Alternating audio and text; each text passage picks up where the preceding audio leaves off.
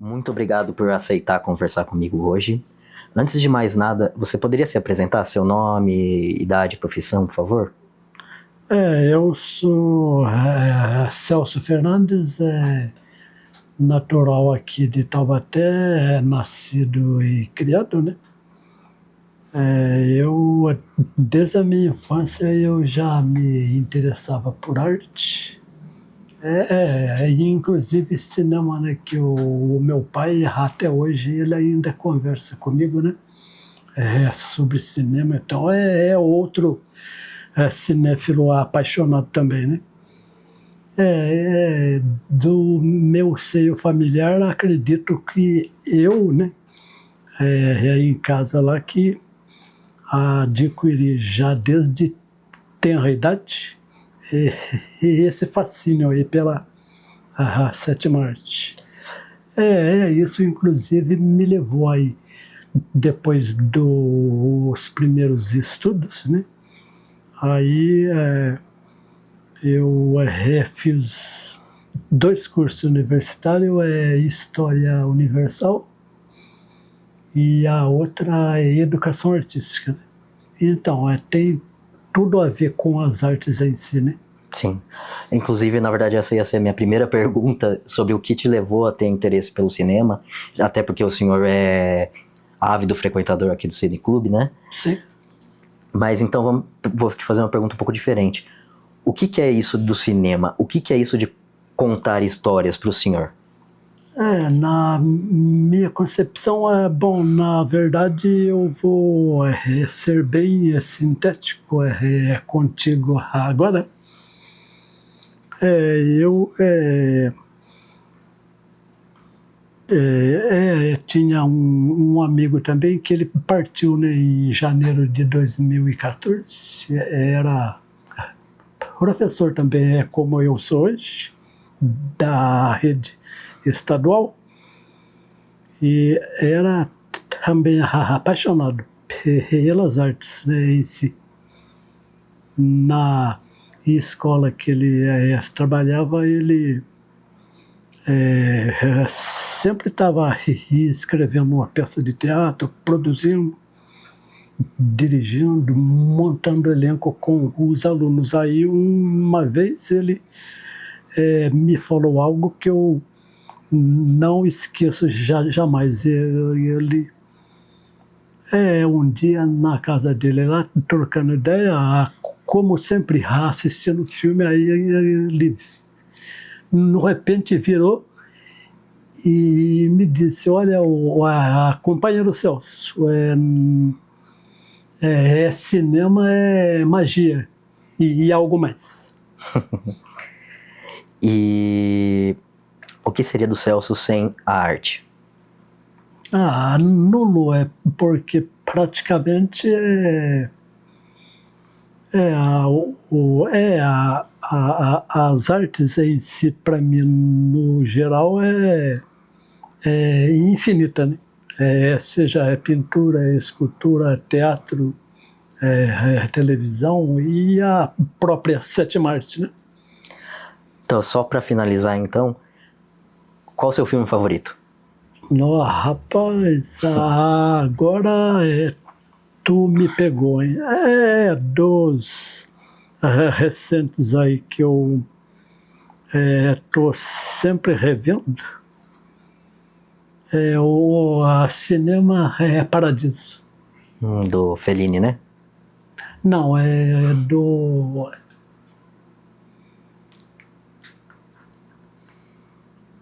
Não, eu aprecio também. Eu aprecio também o cinema italiano lá do Fellini, Rossellini, Visconti, né? Uhum.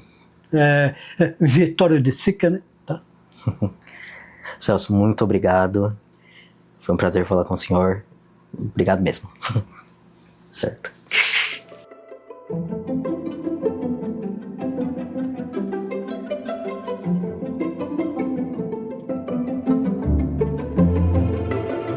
Capitão Salvador, muito obrigado pela sua presença aqui hoje. E eu queria que o senhor explicasse para a gente o que motivou a sua participação nos atos de 8 de janeiro em Brasília. Eu não concordo que vem acontecendo com a política nacional. Eu acho que a gente precisa mesmo dar o golpe e tirar esses petroladas de lá, porque nós precisamos acabar com o Congresso também, o Senado, e principalmente com esses juízes de merda que estão aí, que só vê o lado deles, enche o bolso e a gente fica aí à mercê. A gente tem que colocar o nosso capitão lá. O capitão não pode sair, a gente tem que voltar a quebrar as mesmas coisas e assumir a liderança aqui do nosso país aqui e colocar mesmo o que sempre foi imposto aqui, que há 21 anos estou sentindo falta disso até agora. Certo. E nesse governo que passou, o que o senhor sentiu? O senhor sentiu falta de alguma política na questão da cultura, de alguma coisa que o seu capitão deixou de ter feito, que poderia ter sido feito, que vai ser feito agora, caso o golpe dê certo? A política foi uma sacanagem, porque tudo aconteceu no meu governo. Eu acabei com a Lei Rouanet, desci a lenha nela, porque isso aí só enchia o bolso de alguns artistas ricos, que só pegavam dinheiro para si próprio.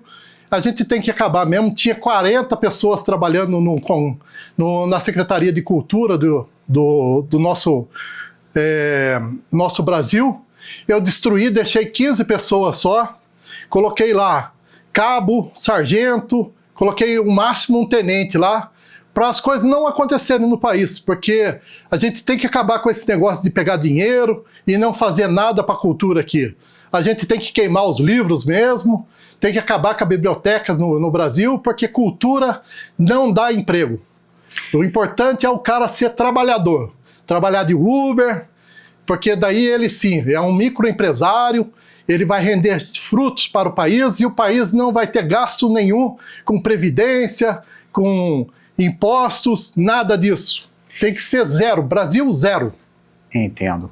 E a questão dessa participação dos pipoqueiros e de vendedores de sorvetes no movimento, o senhor viu algum pipoqueiro, algum vendedor de sorvete? O que o senhor acha de estarem participando? Eles estão participando ativamente do movimento também? Não, eles são empresários. Empresários é a nova linha de empresários do Brasil. Cada um independente, ninguém precisa pagar previdência, todo mundo faz o seu dinheiro ali, cada um investe como quer, ninguém fica à mercê da sociedade aí, fica explorando que todo mundo quer Bolsa Família, Bolsa não sei o quê, Bolsa Estudo. Não, ele está lá, empresário, é a nova linha de empresários do Brasil.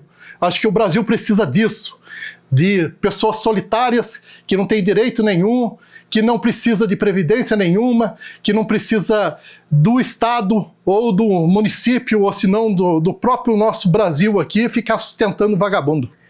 Certo. E o senhor, então, se o senhor fica à vontade agora para deixar um recado para o seu presidente, né, o seu ex-presidente, deixar um recado para ele, o que o senhor tiver na sua cabeça, o senhor pode falar agora. Nós estamos precisando aí da anistia, né? Anistia para tirar o homem de lá, ele não fez nada, não cometeu crime nenhum, sempre foi um homem honesto, não tem nenhuma lesura na sua carreira política, como o capitão foi brilhante no Exército, recebeu até condecorações, você viu que ele saiu representando o Brasil aí, é uma pessoa honrada, os filhos dele então, nem se fale.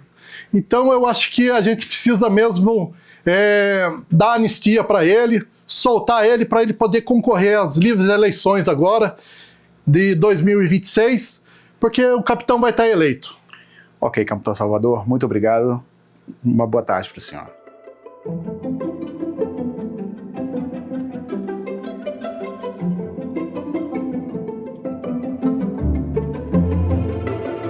Eu queria primeiro que você se apresentasse. O que você está fazendo aqui? Meu nome é Luiz Miguel. Eu vim aqui para tentar aumentar meus ares, ter novas experiências audiovisuais para agregar tanto na minha vivência quanto, acho que, na minha carreira, sabe? Novas experiências, conhecer novas pessoas, se pá. Eu vi que da última vez você fez um remake brasileiro de Se Beber Não Cabe, Não Case. Eu queria que você me contasse mais sobre a experiência de gravar um filme de comédia em Taubaté. Ah, então não foi nem Taubaté, né? Foi Redenção da Serra. Foi. Acho que pode ter linguagem chula? Por favor. Foi bem bosta. Que, tipo, a situação foi o seguinte, que eu e meus amigos queria fazer uma festa, simular uma festa, no caso, né? E por conta disso a gente tem que encontrar o local, mas tudo é muito caro. Você vai ver Airbnb, nossa senhora, dá uns 700 conto pra alugar um lugar por um dia. Aí meu amigo falou, meu tio tem uma casa lá que tá sobrando em Redenção da Serra. Primeiramente, Redenção da Serra já é um lugar mais complicado que a internet não pega em todo canto, né? Não tava pegando lá. A gente chegou lá e a casa não tava nas melhores condições. Sei que ele falar do tio dele, mas ele deu uma largada lá por um tempinho, sabe? E, tipo, véi, tinha 3 quartos. Um quarto ficou um casal, o outro quarto ficou outro casal, o terceiro quarto ficou outro casal. Aí eu fiquei na sala com outros 3 caras. E no caso a gente colocou colchões no chão e o pessoal tava, tipo, todo amontoado um em cima do outro. Eu, no caso, decidi dormir no sofá. Eu acordei no meio da noite com uma aranha nas minhas costas, eu tomei um susto.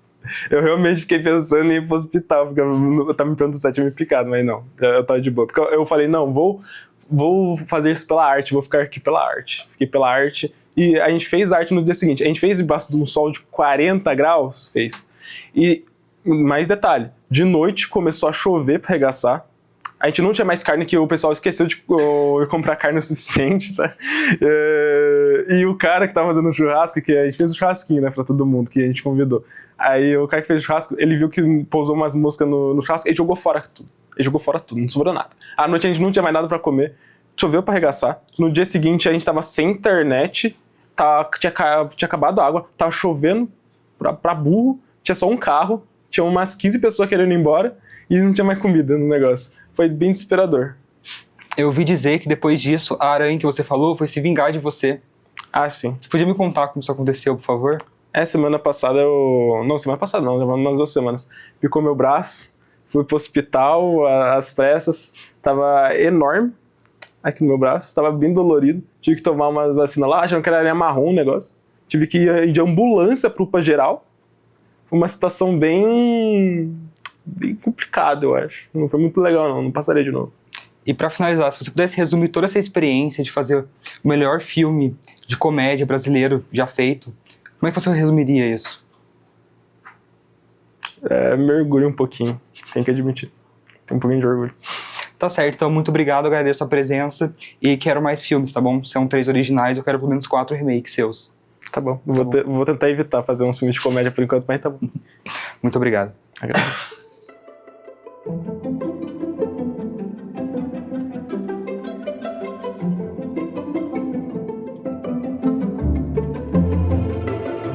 Olá, boa tarde. Será que você poderia se apresentar para nós?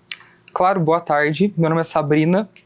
E é isso, eu tenho 19 anos e acredito que eu esteja aqui porque eu sou muito amiga do dono das entrevistas daqui. É verdade. Agora, vamos discorrer um pouquinho sobre um assunto que eu tenho muito interesse, que é o fato de você gostar muito de filmes não muito conhecidos. Tipo, alguns filmes japoneses que eu não vejo muitas pessoas elaborando como. Eu queria saber como é que você conheceu essa cultura, como é que você acabou se apaixonando por essa cultura, sabe? Acho que, na verdade, foi uma coisa meio natural, porque eu sempre fui muito curioso de ficar indo atrás de filme, que me chamasse atenção fora de só filme estadunidense e tudo mais. E daí eu baixei Letterboxd, esses filmes. Agora tem Letterboxd, né? Antes eu usava o Filmou na internet, que era um aplicativo não muito bom, mas que mostrava um monte de lista de filme. Daí eu comecei a assistir os filmes, tipo um filme meio antigo. E daí eu pegava e falava, nossa, esse filme é muito bom. Pegava o diretor e ia assistir outro deles. Daí assim eu ia assistir um filme japonês, filme coreano. E foi assim, sabe? Foi natural.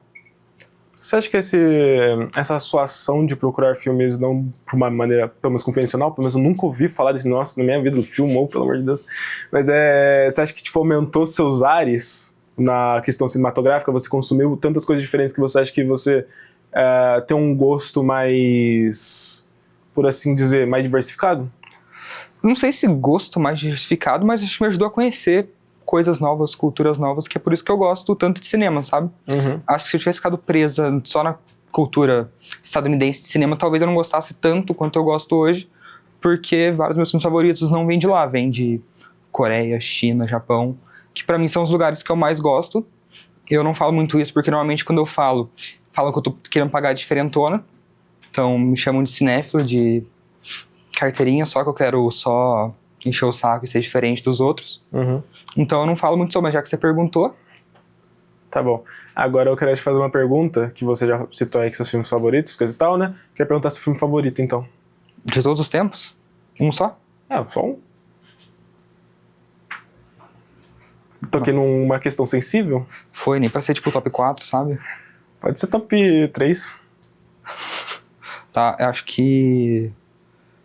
Old Boy coreano, 2003. Tá. Amores Expressos, de 94, que eu tenho tatuado aqui. E... Twin Peaks, Os Últimos Dias de Laura Palmer, de 92, o filme. Beleza. Agradeço pela sua presença e pelo seu tempo hoje. Muito obrigado. Eu que agradeço por deixar eu falar de coisa de gente esquisita aqui, abertamente. Uma ótima tarde.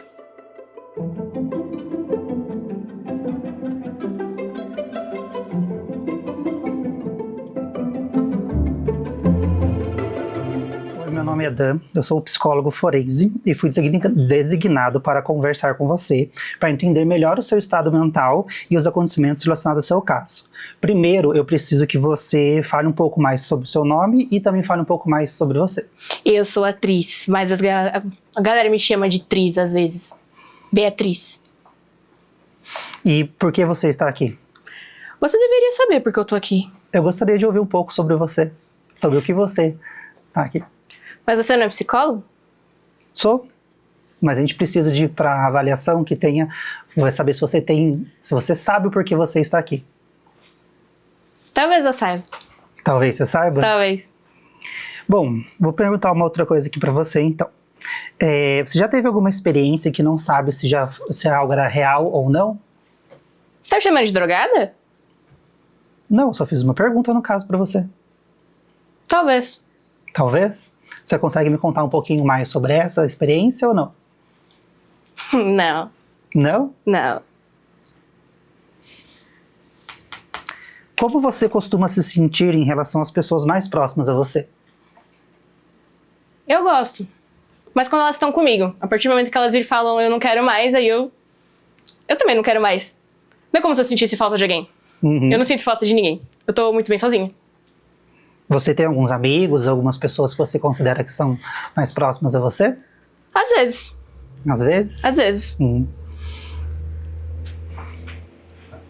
E como você acha que essas experiências impactaram a forma como que você vê essas pessoas hoje? Eu não consigo ver elas hoje. Não consegue? Não. Elas ficaram com você assim por muito tempo ou... Depende. Depende? Você tem uma quantidade assim de pessoas que você já pensou? Alguma coisa desse tipo? Claro que não. Não? Eu já falei que eu tô muito bem sozinha. Então você tá preferindo ficar sozinha hoje? Sim. Porque pessoas, assim, às vezes elas me causam um incômodo. Eu já falei que eu não sinto falta de ninguém. Então, assim... Que saco. Não precisa ficar perguntando a mesma coisa mais de uma vez. Tá bom, muito obrigado. É só por isso hoje, tá bom? Eu tenho que voltar outro dia? Sempre. A gente vai ver daqui a um pouquinho, mais uma semana mais ou menos. Por quê? Porque você está aqui nessa instituição e eu preciso ter uma ideia do seu estado mental a cada... Por que estado mental? Você acha que eu sou louca? Não, eu não Você acha que eu sou algum tipo de gente estável? Eu não falei nada disso. Então por que você fala que eu tenho que voltar outro dia e fica me fazendo perguntas sobre outras pessoas? Porque isso é parte do meu trabalho para conhecer um pouquinho mais Você sobre acha como que eu sou louca? Eu tenho cara de louca? Não, não tem cara de louca. Então eu não preciso voltar outro dia. Bom.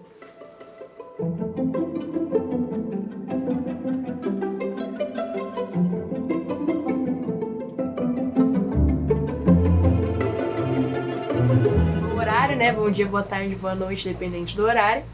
Eu quero saber mais sobre você, seu nome, sua idade.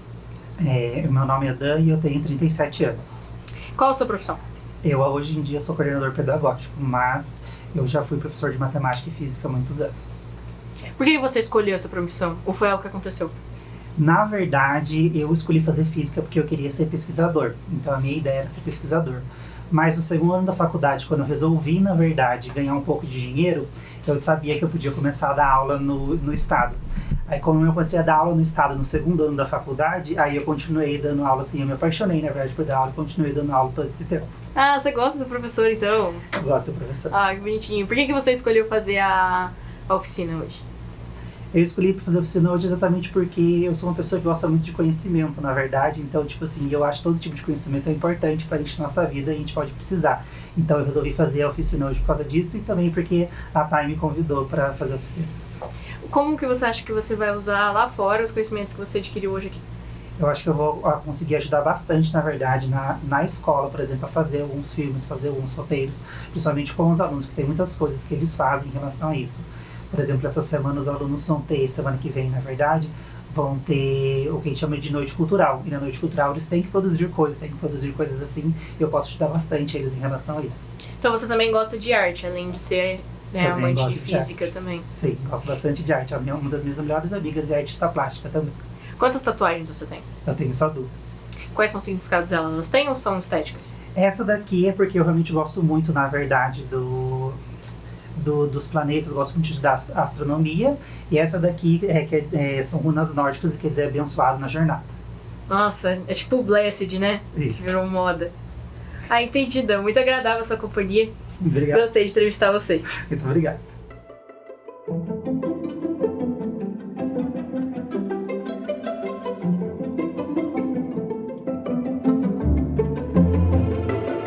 Fabiano, eu gostaria muito que você pudesse falar em poucas palavras, assim, se você pudesse fazer alguma coisa que possa mudar algo, e se você pudesse escolher um poder que você... o que você faria e qual poder você escolheria? Nossa, pergunta boa. Acho que se eu pudesse escolher um poder, seria voltar no tempo. E mudar algo, eu acho que, assim, mudaria tantas coisas, né, que aconteceram de ruim com a humanidade. Acho que fica uma resposta que, em poucas palavras, não dá para ser dito. Se você quiser falar um pouco a mais, fica à vontade. Assim, para começar, eu acho que eu tentaria evitar algumas catástrofes, né?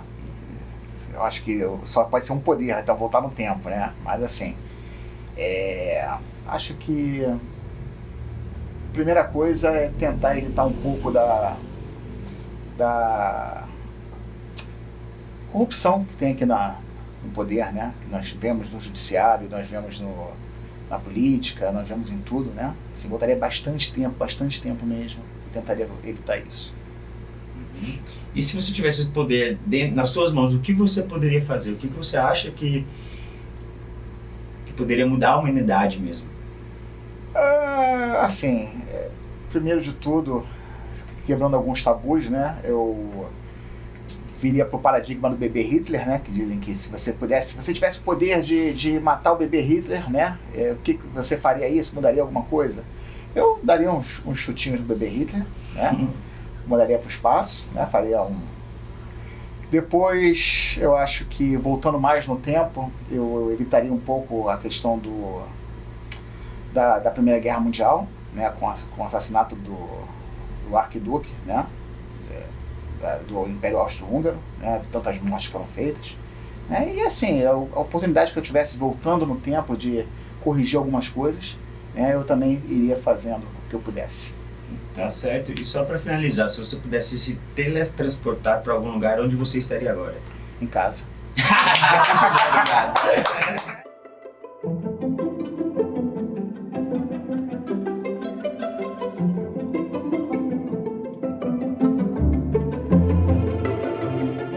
Então, muito boa tarde para você. Eu sou Celso, sou amante também das artes no geral, né? Inclusive o cinema. Eu venho interagindo aqui, como já falei, já faz algum tempo aqui no Recine Club, e percebo que a sua frequência também é bastante assídua, né?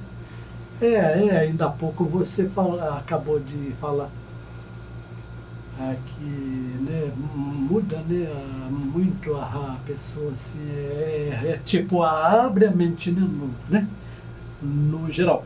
A minha questão para você é a seguinte: desde a sua infância você já teve esse olhar assim para as artes, ou começou tem pouco tempo? Não, desde criança eu já gostava de artes. Já gostava de desenhar, pintar, já gostava de música. Sempre quis ter algum brinquedinho musical, sabe? Sempre pedia pra minha família.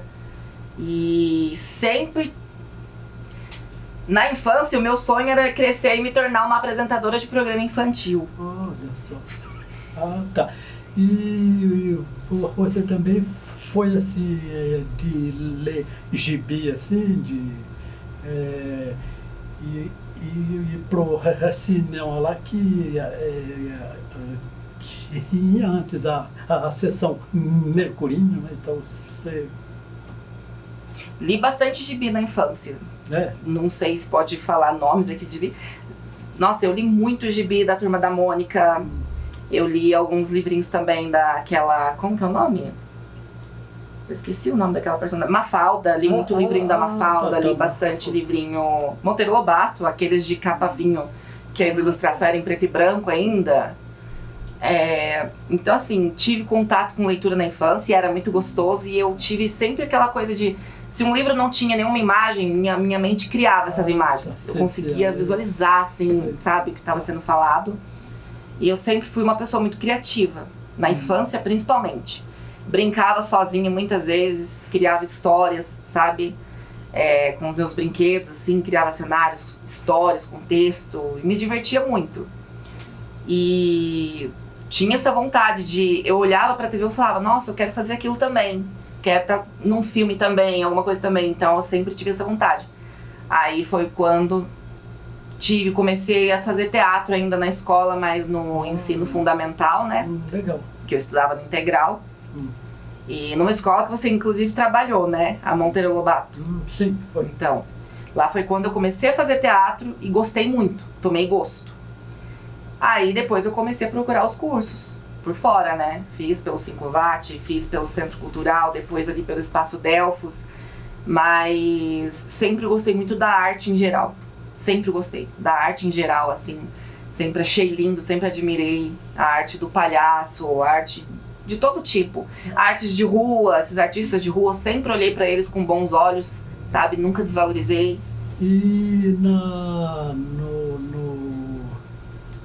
nos seus estudos aí no Fundamental 1, mesmo 2 e no ensino médio, quais as disciplinas que você mais tinha uma certa afinidade, facilidade, mais gostou? No caso foi história e educação artística, enfim, você já tinha esse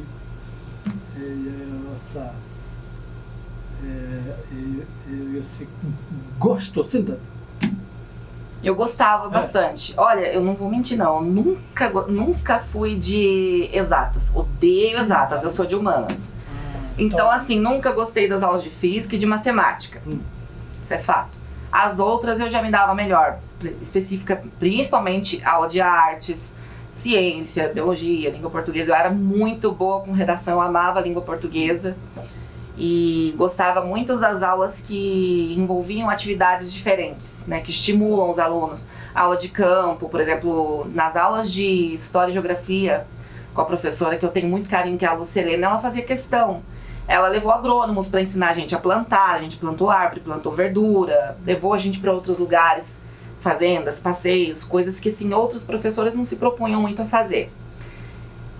E eu levo ótimas memórias da escola, principalmente lá do Monteiro Lobato, que a gente teve muita atividade bacana, né? Tinha a época do sarau, tinha a época de muita coisa, tinha o Grêmio Estudantil, que na época eu virei oradora, inclusive, do Grêmio. Aí tinha rádio, funcionava muita coisa bacana lá. Então eu tenho muito carinho e gratidão pelos professores. Ai, peço desculpa pros professores de matemática e física, porque eu era nossa. Mas assim, né, a duras penas lá, até chorando, mas eu conseguia, né, passei. Só que a afinidade mesmo era aula de artes, né, tudo que fosse leitura, texto, interpretação era melhor pra mim, tudo de humanas aí, né, de exatas. Os professores até sim, mas a matéria deles não. Exatas não é pra mim, não. E no seu seio familiar que você tenha conhecimento, tenha alguém lá que também gostava ou gosta assim das artes, assim, no caso, cinema, teatro, enfim? Olha, eu acho que igual a mim não, tanto que isso aí me gerou muitos problemas. Me gerou bloqueio artístico, me gerou bloqueio de inspiração, me gerou muitos bloqueios porque eu não tinha incentivo, era pelo contrário, era muito bloqueio mesmo, familiar, na época, no começo principalmente. Ah, isso aí não vai dar futuro, você vai passar fome, isso aí é pra gente rica, isso aí é pra filhinho de papai, né? Eu ouvi muita desmotivação, sabe? Eu não tive incentivo nas artes. O incentivo que meu pai me dava era muito assim de... Você tem que fazer concurso público, você tem que entrar numa fábrica, vai fazer... né? Você tem que isso, era tudo desse tipo. Então tudo que envolvia arte, que inclusive me ajudava até com a depressão, porque o teatro, a arte em si pra mim também sempre foi uma terapia. Jamais substituindo uma terapia de verdade, que é primordial, né? Mas pra mim sempre foi uma coisa que alimentava minha alma. E aí houve todo esse bloqueio artístico por muito tempo. Eu já não tenho mais o hábito de desenhar como eu tinha, eu já não faço muita coisa como eu fazia agora que eu tô retomando. E o teatro foi meio que uma forma de reacender, quando eu entrei no Delfos, né? Porque teve uma época que eu fiz e parei, porque eu não aguentei a pressão, sabe? Era muito difícil, né? Minha família era de um povo mais fechado, que você tem que... Pra você ter valor, você tem que ser útil, você tem que trabalhar, sabe, mão de obra. Então era assim, vai fazer um concurso público, vai pra uma fábrica, senão você não vai ter futuro. A artes nunca teve muito valor pra minha família, não.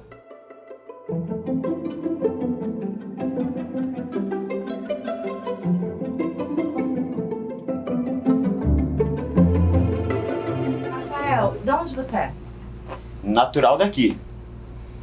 Nasci em Taubaté, sim, mas na verdade sou de algum lugar.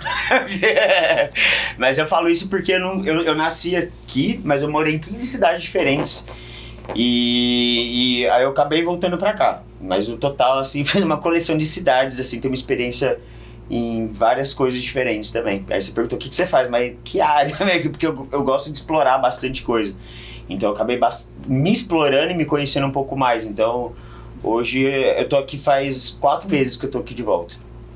E pra onde você foi? Quais foram essas cidades? Nossa, eu morei nas últimas foi Sapucaí Mirim, que eu trabalhei no NR, que eu era técnico de som lá no Sapucaí Mirim, o resort lá. Aí eu vim pra cá, mas antes foi Floripa, BC, Curitiba. Aí já morei em Londres, na Teresina, Recife, já fui Suécia, Dinamarca, foi pouco tempo, né, esses 2 últimos. Mas morei também em Bé, Pinda, morei no Rari, já fui que tudo. Mas hoje tô de boa agora aqui, tô de volta. E todos esses lugares, o que eles mudaram no Rafael, o que eles agregaram? Mas eu acho que todas as experiências, todos os lugares, acaba mudando um pouco, a não ser que você não queira enxergar, né? Então acho que cada lugar tem uma peculiaridade diferente, que acabou formando essa bagagem, né? Porque isso que você leva pra vida mesmo. Por isso que até que eu vim por aqui, porque pra somar alguma coisa, né? Pra poder viver, né? Isso é viver. Pra mim, isso é viver. E o que te trouxe de volta? Pra Taubaté? Puta, cara. Eu vou falar, mas é uma coisa bem pessoal. Eu tinha um bar lá em Sapucaí Mirim e o pessoal botou fogo no bar lá, tipo, foi 100 mil lá, equipamento de som, tudo que eu tinha de DJ, foi tudo. E aí eu fiquei com receio de ficar na cidade, porque não teve... o laudo policial não saiu, os donos também não falaram comigo nada, e eu acho que fiquei com receio até com medo de ficar morando na cidade. Então aí eu voltei pra cá e a gente tá reinaugurando um lugar novo. O meu sócio é o dono do La Casa, que é o Celso. A gente tá inaugurando um karaokê, que vai ser ali do lado do Fritz. Já uma convite pra todo mundo ali, que é umas 3 semanas ali. Do lado do Fritz, choperia lá. Então a gente vai inaugurar um lugar novo ali pra começar tudo certo. Ah, gente, já tá todo mundo convidado. Ele já aproveitou, já fez um jabá, né? E o que você pensa, assim, sempre em ter que recomeçar? Porque cada vez que você vai numa cidade já foi um diferente, recomeço, né? Eu tô cansadinho. Como é que é o recomeço pra você? É bom recomeçar? Pra mim sempre é. Pra mim sempre é. Porque eu tenho muita fé, entendeu? Isso que me move. Isso que me move, na verdade, em tudo. Então, acho que no começo da aula, eu falei, puta, cara, o que eu tô fazendo aqui? Aí eu pensei na fé, falei, se eu tô aqui é por quê? Às vezes a gente não entende por quê, a gente não sabe se é agora ou depois, a gente não sabe a relação de cada um, eu realmente não sei, mas o que me move é a fé. E o que seria essa fé? Não entendi. O que seria essa fé? Fé em Deus, é o que me move, Tem que ser, né? Ah, legal. E o que você espera agora desse retorno? Sucesso, sempre. E bondade, né? Porque o mundo tá tão podre, né, gente? E vai ter muito sucesso, muita fé, muita coisa boa, valeu!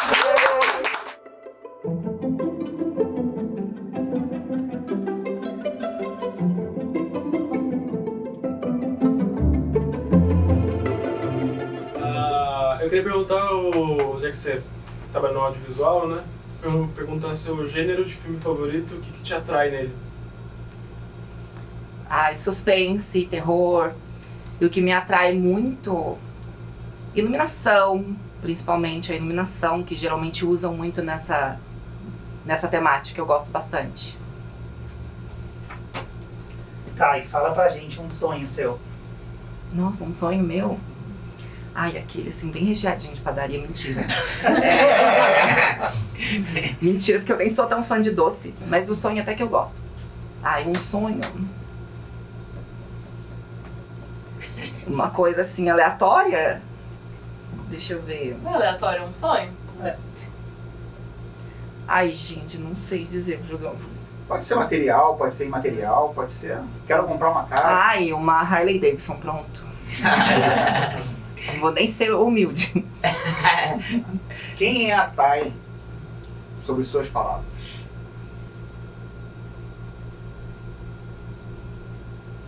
Nossa, difícil. Mas tinha que fazer pergunta de chorar? Várias palavras ou uma só? As suas palavras, quem é a Thay? Descreve a Thay pra gente. Pra quem não te conhece. Eu vou me colocar como eu me defino hoje em dia. Eu me defino mulher, forte, imperfeita, mas que já aprendeu muita coisa e quer aprender muito mais. E bastante sonhadora, tenho muitos desejos, muitos planos. Não me desisti de casar, aquela coisinha bem Disney. Deixa eu ver. Aí, como o André Ferreira costuma me chamar, eu acho que eu me defino uma multifaceta, porque eu gosto de literalmente fazer de tudo, explorar de tudo, então envolvendo arte, audiovisual, etc. Eu gosto da coisa do teatro, gosto de tocar instrumento, gosto de pintar, desenhar, blá, blá. Sou uma pessoa bem, assim, eclética. Minha pegada, por exemplo, musical é o rock, mas escuto de tudo sem problema nenhum, tanto que na questão do DJ aí, como o Rafael, toquei muito funk, então... Gosto, tenho minha pegada geek, uma pegadinha ali meio otaku, uma coisa, gosto de dorama, igual a Sabrina, né? E é isso, eu acho que eu posso dizer que eu sou um pouco de tudo, eu sou bem doida, né? É isso. E quem é a gótica? A gótica? A gótica sou eu, quem é? Se deixar, eu vivo de preto, maquiagem bem, umas coisas bem dark, assim, lente vermelha, aquele toquezinho de, sabe, uma coisa muito inspirada no vampiro, né?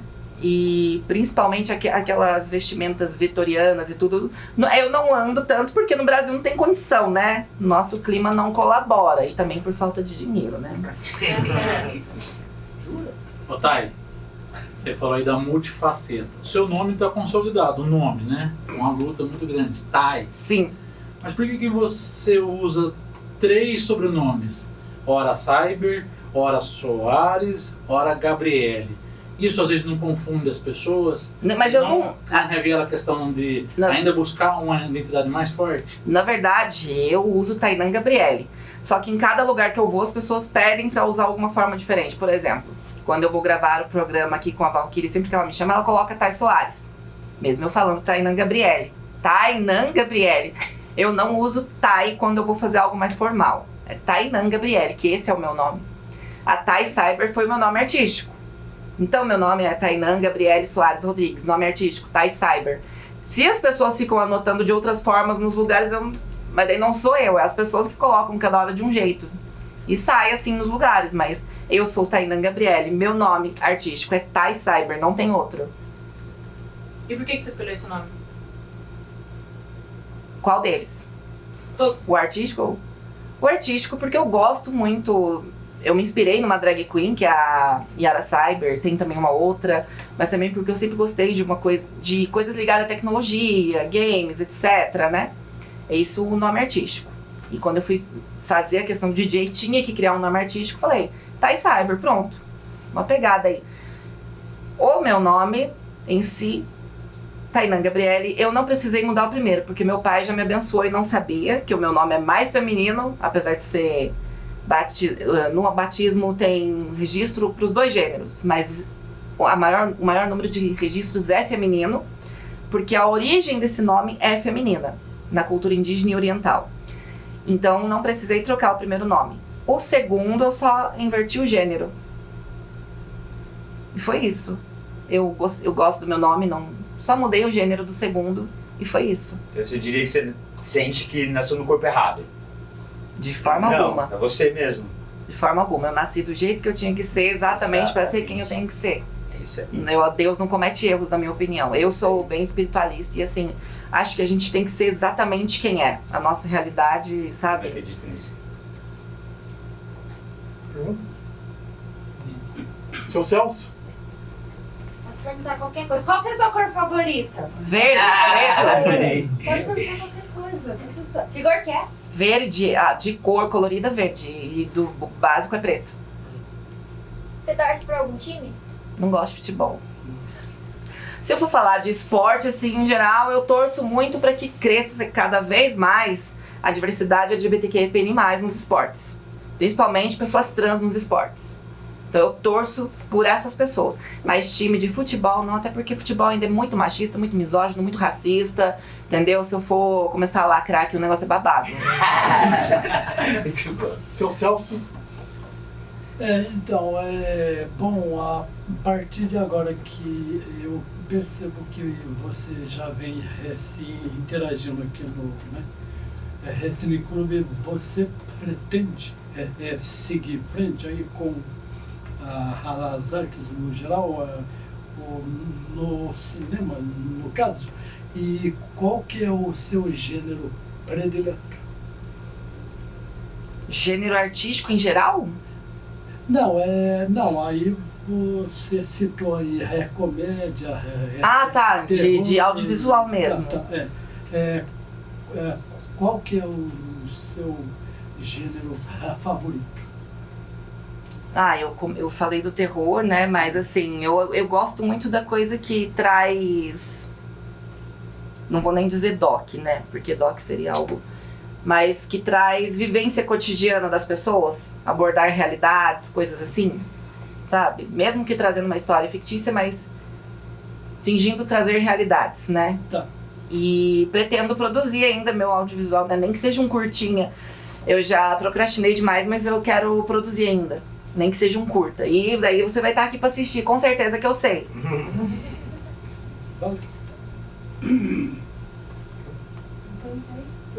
Mais alguém? Todo mundo? Fábio? Você acredita que com suas produções, com seu futuro no audiovisual, nem que seja um pouquinho, uma vírgula, um respirar a mais, você pode mudar o mundo de alguma forma? Eu creio que sim. Eu creio que sim, porque de certa forma, com algumas coisas que eu produzo que eu não sei se enquadra no audiovisual, mas, por exemplo, vídeos espiritualistas que eu posto alcança pessoas que eu nem imagino, que depois me abordam na rua e fala, continue, porque aquilo lá toca a gente de um jeito que você nem imagina. E a pessoa falou bem assim, eu posso não comentar nada lá, mas você não sabe como me toca em casa, então não pare de produzir aquilo. E assim, várias pessoas me incentivaram a continuar em momentos que eu falava, isso aqui me parece que não tá alcançando ninguém, sabe? E eu acho que também é um audiovisual, querendo ou não, né? Porque a partir do momento que você pega uma câmera e se propõe a filmar, gravar, registrar e publicar aquilo, então sim, com pequenas coisas, por mais mínimas que seja, a gente muda um pouquinho o mundo, sabe? A gente alcança as pessoas e às vezes a gente nem imagina isso, sabe? Pode ser que seja a pessoa colocando um desabafo dela, que outras pessoas também sentem na pele, vivenciam aquilo e sabe, você vai formando uma corrente ali e talvez através das produções plantar uma sementinha, né? Nesse mundinho aí que, como disse o Rafael, tá complicado. Mas a gente cria conteúdos que incentivem coisa boa, né? Que eu falo assim, as pessoas têm muito aquela crítica de tá publicando coisa ali, boas ações que tá fazendo pra se aparecer por vaidade. Não, eu penso ao contrário. Se podem postar putaria, tanta merda, tanto lixo, tanta notícia ruim, porque quando a gente vai cometer um ato bom, também não pode publicar para talvez ser uma sementinha de incentivo para outras pessoas, né? Como, por exemplo, quando eu participava de vários projetos de ações solidárias aí em Centro Espírita e outras, e a gente registrava e publicava. Eu já recebi crítica de, nossa, mas vocês estão fazendo a caridade e tá postando. Ai, que absurdo. Não, não é um absurdo. É uma coisa boa e é uma forma de incentivar, de chamar outras pessoas para participar também, fazer também. Por que não pode postar se posta tanta merda, né? Eu penso assim. Daniel, faltou João. E João. João. Fala, João. Bom, eu vou fazer uma pergunta mais leve. Pode ser Metallica ou Megadeth? Difícil, eu gosto dos dois agora. Vou ficar com Metallica. Só por causa de Stranger Things. Ride the Lightning, então. Jonathan William? Tá, vamos lá. Faz algum tempo, né, que você vem trabalhando junto com a gente aqui na TV, se desenvolvendo, trilhando a sua história, aprendendo coisas novas. Como é que está sendo para você, na sua visão, essa experiência TV Cidade, né? Tá aprendendo tanta coisa, conhecendo tanta coisa, realidades novas, mundos diferentes, outras formas de produzir conteúdo audiovisual. Como é que está sendo para você essa experiência TV Cidade? A palavra que define, eu acho que é mágico. Se eu puder definir com uma palavra, é mágico.